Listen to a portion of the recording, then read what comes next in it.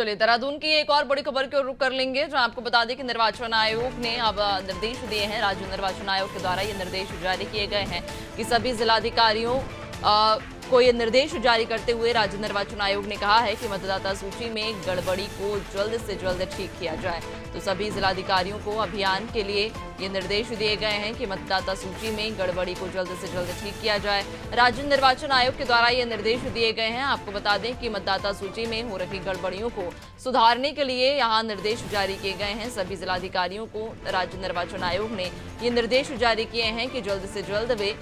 मतदाता सूची में पर्याप्त गड़बड़ियों को सुधार लें।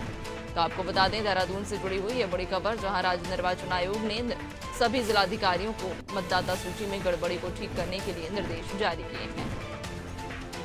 ज्यादा जानकारी के साथ सहयोगी सोनू हमारे साथ लगातार बने हुए हैं। सोनू, राज्य निर्वाचन आयोग ने सभी जिलाधिकारियों को निर्देश दिए कि मतदाता सूची में जो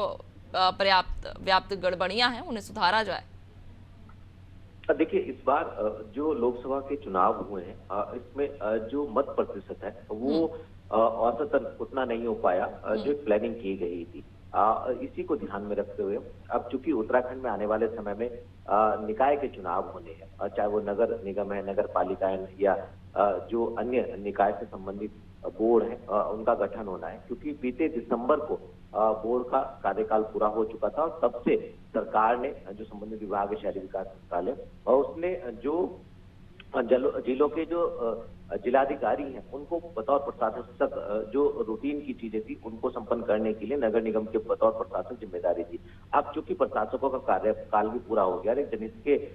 याचिका के माध्यम से मामला कोर्ट में चला गया था, तो कोर्ट में सरकार की तरफ से, विभाग की तरफ से बात भी कही गई कि जो 2 जून की जो तिथि है उस तिथि के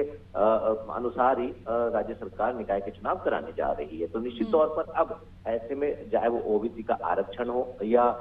जो मतदाता सूची है इन पर कार्य चल रहा है और इसी को ध्यान में रखते हुए जो बीजेपी का एक प्रतिनिधि मंडल है वो राज्य निर्वाचन आयोग से मिला और उसने अनुरोध किया कि जो मतदाता सूची में जो गड़बड़ियां हैं इसका समाधान कर लिया जाए। तो इसी को ध्यान में रखते हुए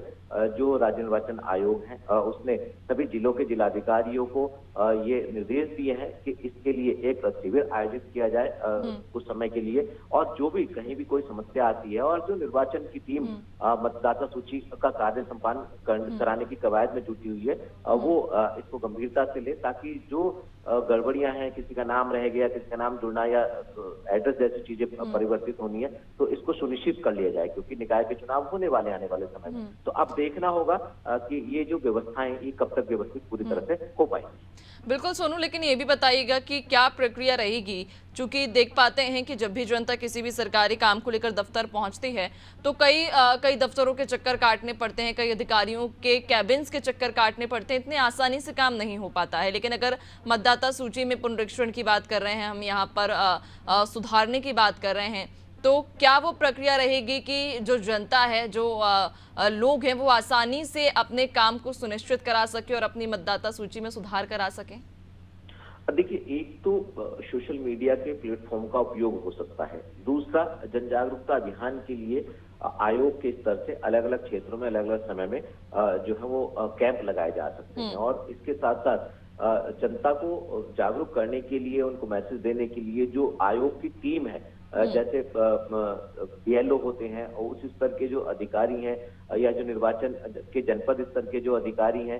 वो इसमें अपना एक अहम किरदार निभा सकते हैं। तो ये तमाम ऐसे पहलू हैं जिन पर फोकस करते हुए इस समस्या का समाधान किया जा सकता है, क्योंकि अब जिलाधिकारियों को भी दिशा निर्देश दिए गए, क्योंकि जिलाधिकारी के नेतृत्व में जब अलग अलग स्थानों पर अलग अलग समय में